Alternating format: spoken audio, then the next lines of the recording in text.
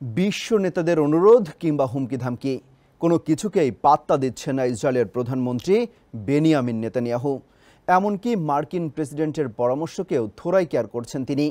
আন্তর্জাতিক আইনকে অমান্য করে নির্বিচারে চালানো হচ্ছে হত্যা, নির্যাতন ও ধ্বংসযজ্ঞ। রেহাই পাচ্ছে না গর্ভের সন্তান কিংবা দুধের শিশুও। ইসরায়েলের এমন কর্মকাণ্ডেও কিছুই করতে পারছে না বিশ্ব। তবে এবার জানা যাচ্ছে ইসরায়েলের প্রধানমন্ত্রীর বিরুদ্ধে গ্রেফতারি পরোয়ানা জারির তথ্য। যমুনা ইস্তি, the goodness of purified air. আমার বাসায় এনেছি যমুনা ইস্তি, আপনি কিনছেন তো? যেদিকেই চোখ যায় শুধুই ধ্বংসস্তূপ। কোথায় বাড়ি, কোথায় মসজিদ, কোথায় হাসপাতাল, কোনো কিছুরই চিহ্ন নেই। সব মিশে গেছে মাটির সাথে। ইসরায়েলের পরম মিত্র যুক্তরাষ্ট্র পর্যন্ত বারবার অনুরোধ করছে যুদ্ধবিরতি কার্যকরের, কিন্তু ড্যাম কেয়ার ভাব বেনিয়ামিন নেতানিয়াহুর। তিনি ফিলিস্তিনি স্বাধীনতাকামী সংগঠন হামাসের শেষ দেখতে চান। কিন্তু এই যুদ্ধ নিয়ে নিজ দেশেই চরম চাপে রয়েছেন নেতানিয়াহু। তার বিরুদ্ধে ইসরায়েলিরা ফুঁসে উঠেছেন। তার পদত্যাগ চেয়ে দাবি জানাচ্ছেন নতুন নির্বাচনের। শুধু তাই নয়, তার বিরুদ্ধে জারি হতে পারে আন্তর্জাতিক অপরাধ আদালত বা আইসিসির গ্রেপ্তারি পরোয়ানা। শনিবার দেশটির মারিব পত্রিকার এক প্রতিবেদনে বলা হয়েছে, আইসিসির গ্রেপ্তারি পরোয়ানার শঙ্কায় অত্যন্ত চাপে এবং আতঙ্কের মধ্যে আছেন নেতানিয়াহু।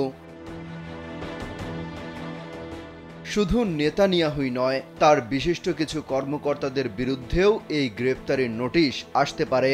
ধারণা করা হচ্ছে দেশটির প্রতিরক্ষা মন্ত্রী এবং সেনা প্রধানও এই তালিকায় অন্তর্ভুক্ত থাকতে পারে। সেই শঙ্কা নিয়ে আলোচনা করার জন্য সিনিয়র সরকারি কর্মকর্তারা এই সপ্তাহে তেল আবিবে জরুরি বৈঠক করেছেন। এরই মধ্যে গ্রেপ্তারি পরোয়ানা ঠেকাতে নেতানিয়াহু আন্তর্জাতিক বন্ধুদের, বিশেষ করে মার্কিন প্রেসিডেন্ট জো বাইডেনের সঙ্গে টেলিফোনে কথা বলেছেন। তবে নেতানিয়াহুর বিরুদ্ধে গ্রেপ্তারি পরোয়ানার শঙ্কার কথা প্রথম মার্কিন ট্যাবলয়েড নিউ ইয়র্ক পোস্ট তাদের একটি মতামতে প্রকাশ করে।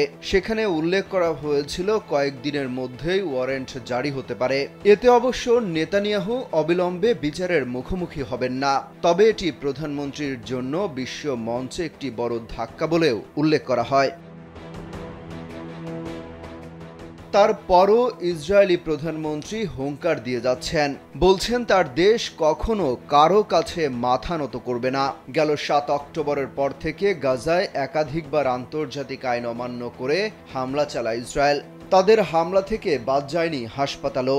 আন্তর্জাতিক বিচারিক আদালতে ইসরায়েলের বিরুদ্ধে গণহত্যার অভিযোগ রয়েছে।